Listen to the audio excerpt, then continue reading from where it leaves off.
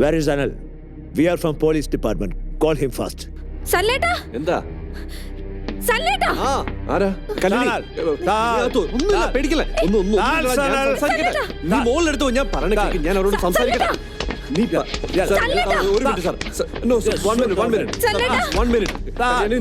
ഞാൻ പറയണ നീ കേൾക്ക്. Please 1 minute. നീ വക്കീലിനെ സ്വാമിയെ വിളിക്കേ. ഇതാ സോനയുടെ പരിഹരിക്കും. ഞാൻ പറയണ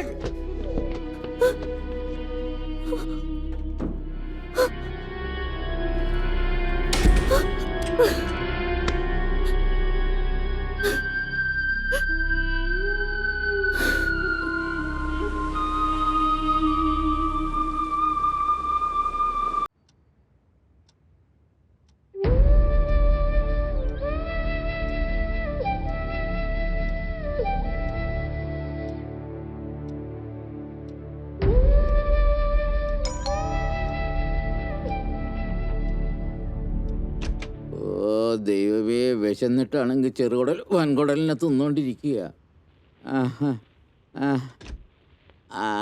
മോളെ കളിച്ചോ. മോൾക്ക് വല്ലതും കൊടുത്തായിരുന്നോ? മോളിരിക്കും. വേണ്ട. ഓ മോളെ, ഇത് സാൻഡ്വിച്ചാ. കൊണ്ടുപോയി മോള് കഴിക്കും. ഞങ്ങളൊന്നും കഴിക്കാതൊക്കെയാ വന്നത്. മോള് കഴി.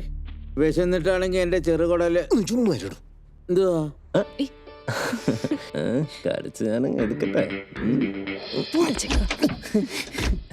എന്തുവാടാ വിശപ്പ് കയറിയ നിനക്കങ്ങ് പ്രാന്തായോ?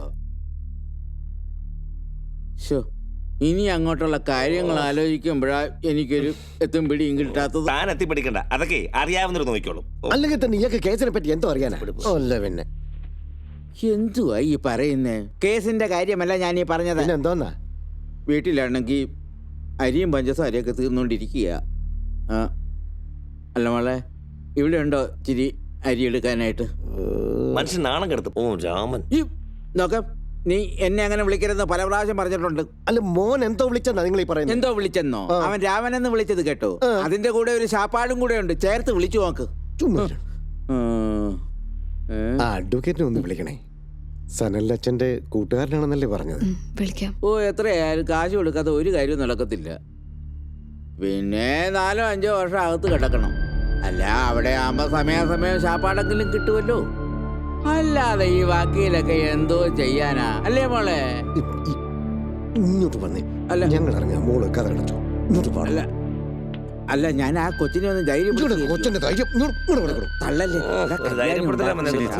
നല്ല രുചിയാ, അത് കഴിച്ചിട്ട് പോകാന്ന്. തള്ള.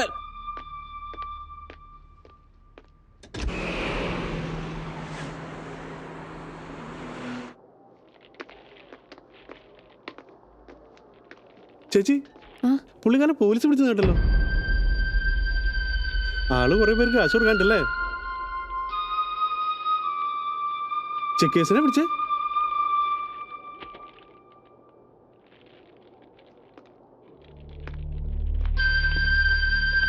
ചേച്ചി, പറ്റു തീർക്കാണ്ടെങ്കിൽ സാധനങ്ങൾ കൊടുക്കണ്ടെന്നാ മുതലാളി പറഞ്ഞിരിക്കുന്നു. ഞങ്ങൾക്ക് മുതലാളി പറഞ്ഞ് കേൾക്കാൻ പറ്റുള്ളൂ. നാസറേ, ആ സാധനം അങ്ങ് കൊടുത്തേക്ക്, എന്നിട്ട് എൻ്റെ പറ്റിലോട്ട് എഴുതിയാൽ മതി.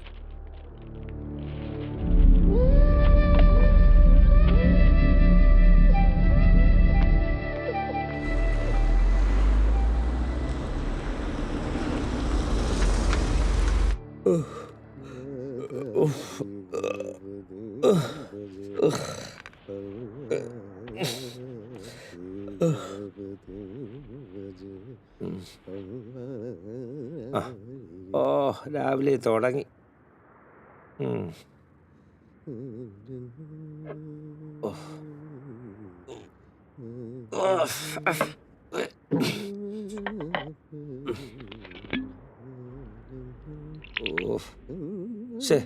ഒരു തുള്ളിയില്ല.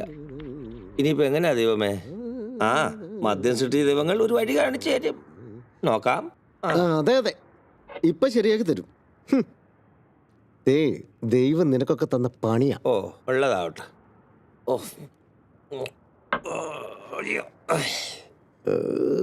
എന്തെങ്കിലും ജോലിയില്ലാതെ പിടിച്ചു നിൽക്കാൻ കഴിയില്ല. എത്ര നാളെന്ന് വെച്ചാ വല്ലവരുടെയും ചെലവിൽ രണ്ടാളും കഴിയുക. വിശപ്പ് മാത്രമല്ലല്ലോ, ഫ്ലാറ്റിന്റെ വാടക, വെള്ളം, കറണ്ട്, എല്ലാ ബില്ലും അടയ്ക്കണ്ടേ? അയ്യോ അതല്ല, ഇപ്പൊ തന്നെ ഒരുപാട് തരാനില്ലേ, അതുകൊണ്ടാ. അതുകൊണ്ടല്ല എനിക്കും മോൾക്കും ജീവിക്കണം, അതിനുള്ളൊരു ജോലി, അതേ ഞാൻ ഉദ്ദേശിച്ചുള്ളൂ. എൻ്റെ പഠിത്തത്തിന് ഇവിടെ ഓഫീസ് ജോലിയൊന്നും കിട്ടില്ല, പിന്നെ വല്ല ക്ലീനിങ്ങോ വീട്ടുജോലിയോ. പിന്നെ വണ്ടി ഓടിച്ചിട്ടില്ലെങ്കിലും ഇവിടുത്തെ ഡ്രൈവിംഗ് ലൈസൻസ് ഉണ്ട്. എന്തെങ്കിലും ഒന്ന് പെട്ടെന്ന്. കിഷോരേട്ടാ, ആരോ വന്നു, ഞാൻ വിളിക്കാം.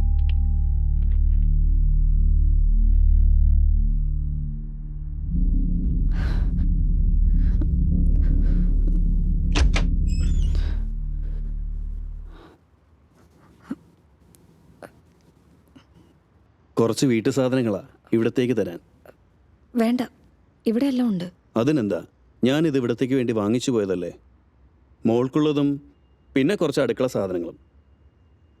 ഞാൻ ആരുടെയും ശത്രുവൊന്നുമല്ല. നാത്തൂർന്ന് വെച്ചാൽ ഒരു കാവൽപ്പട്ടി, അതാണ് എൻ്റെ ജോലി. യജമാനം പറയുമ്പോൾ കുരയ്ക്കുക, അങ്ങനെ കുറച്ചൊന്ന് കൂട്ടിയാൽ മതി. മനസ്സിൽ എന്തെങ്കിലും സങ്കടം ഉണ്ടാക്കിയിട്ടുണ്ടെങ്കിൽ ഒരു സഹോദരനോടെന്ന പോലെ കുട്ടി ക്ഷമിക്കണം. എന്താവശ്യമുണ്ടെങ്കിലും വിളിക്കാൻ മടിക്കണ്ട.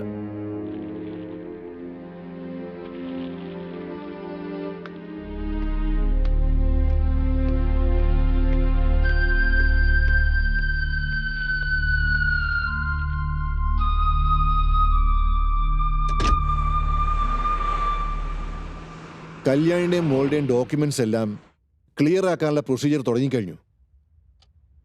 എല്ലാം ഏർപ്പാടാക്കിയിട്ട് ഞാൻ അങ്ങോട്ട് വിളിക്കാം.